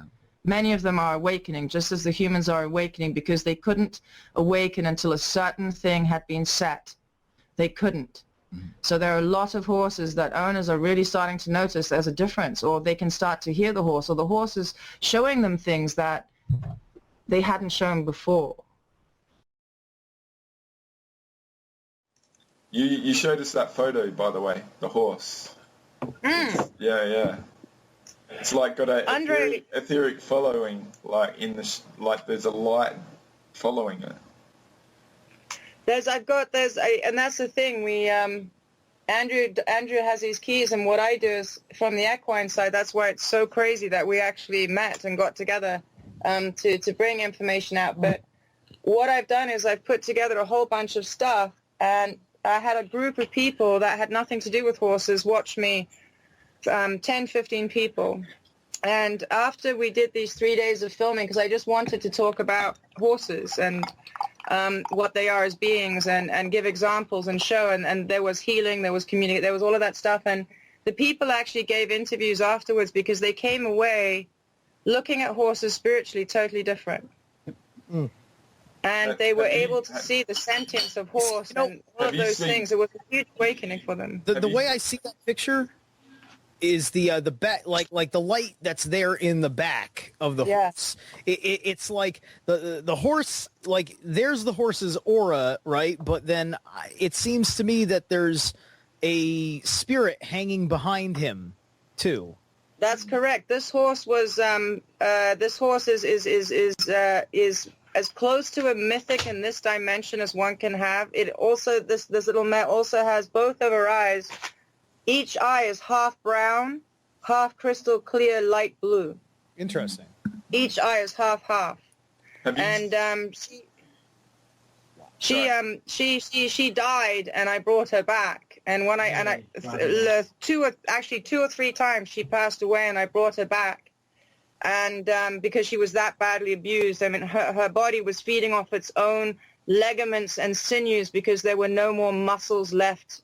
She had no hair. She had long thin strands. I carried her in. Oh, wow. And this is one of the gifts. You know, she turned out to be something like this. No one had any idea. And I don't know if Kat was able to bring the photo to your inbox so that you could see it, because it was kind of hard on the screen. I've got it. I'm looking at it. Oh, wow. Oh, hey, cool. I didn't know that. Sorry, guys. uploaded to us, so we got it on our computers now. Yeah, so this was a moment, and Andrew knew I've got a few things where you can see like the rainbows coming in and then the ultraviolet blue coming out when I'm working with the horse, because that's my key with the horse. That's what I'm here to do, is give their message out. And we photographed some really incredible moments, and that was one of those moments because you can see that is a feral. Does that make any sense? Absolutely. Absolutely. Just a good experience. From a little rescue that was 2 years old and badly abused, and her destiny was not to live, but you know what? She did. Mm-hmm. She did. And she's a firecracker too. She's a little princess. She has a lot of very, very strange ways. Even for a horse. It's got a quirks. Have you seen the documentary Buck? Buck? Yes. Yeah. Yes, and it's quite funny because Buck gives a lot of clinics out here. And I love what Buck does. He's from a very different generation. He's one of the ancients. He's one of the elders with his wisdom. And it was really interesting because a lot of people, they go to his clinics, and I had a few of the people come after his clinics to me to do some healing work on their horses because Buck had suggested it.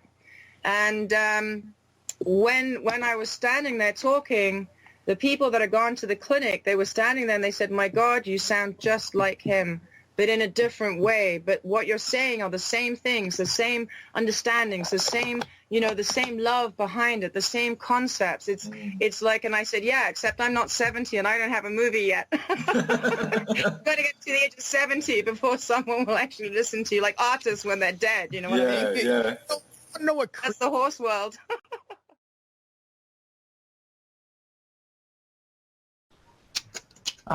So this is getting really exciting. I mean, I do maybe 20, 30 horses a week, all over the world, remote, on the phone, or whatever. That's what I do. It's one of my things.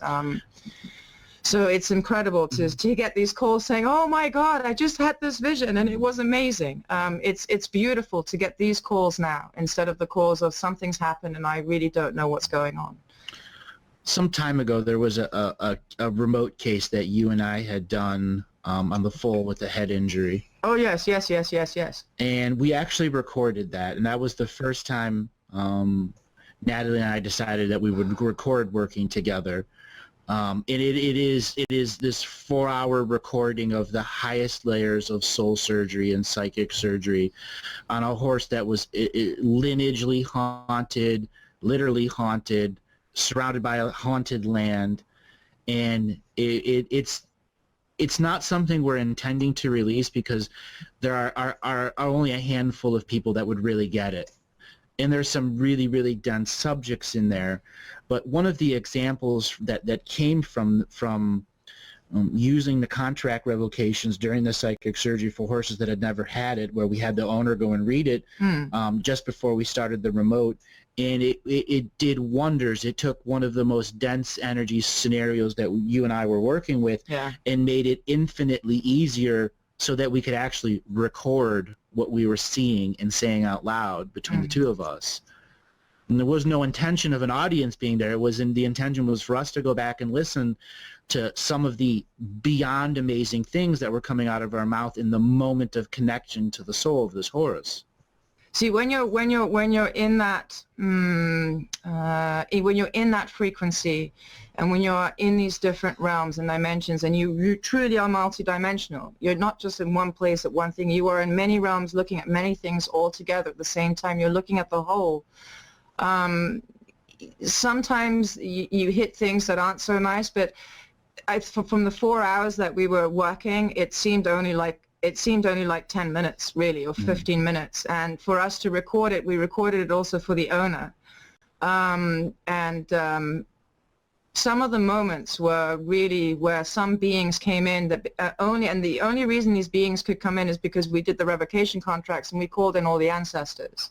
So some of these beings were connected to some of the ancestors, and they hadn't been able to function and help in this reality since I don't know when. Like millions. Millions of years. And we met a specific type of being, and I'm going to mention them because what did you call them again? Because I was explaining what I was seeing, and they hadn't come in for a long time. It was the silvery weaving folk. The silver weavers. The silver weavers. Silver spiders. Silver spiders. And these beings did incredible work with us. They were funny. They they really were showing us things that we wouldn't have been able to see otherwise, because there's so much out there. And so there was some really dense stuff, but there was also some beautiful stuff. But that is something that we wanted to cover in advanced psychic surgery teachings. But these are the things that Andrew and I do, and you guys can do this too. All of us can do this. And it comes down to some of the most basic things you hear Natalie and I talk about is energy awareness, energy cleanliness. Once you become a true master of the obvious of your own energy environment, psychic surgery is not hard. Not hard at all. Because remember, guys, it's all to do with your if what you can see in your imagination. If you can imagine it, you can make it so. So to get clear in your brain, to get all the fluids clear in your brain, to get that silence and be in that moment of silence so that you can truly hear when Source is speaking rather than a machine, that is the key and the basis of everything that will come after that. Because if you're not clean inside and you haven't done your colonics and you have a lot of mucus, dense energies can stay there. Or the heart waters around you, the pericardium sac, the waters around your pericardium, that can be programmable. And if you haven't revoked that and cleansed that out, it would be almost like what Andrew mentioned before. It's almost like trying to grow beautiful flowers, but the weeds just keep coming and interfering. So you're spending your time weeding instead of watching that flower grow and really extending to the far reaches of the universe with your soul. Exactly.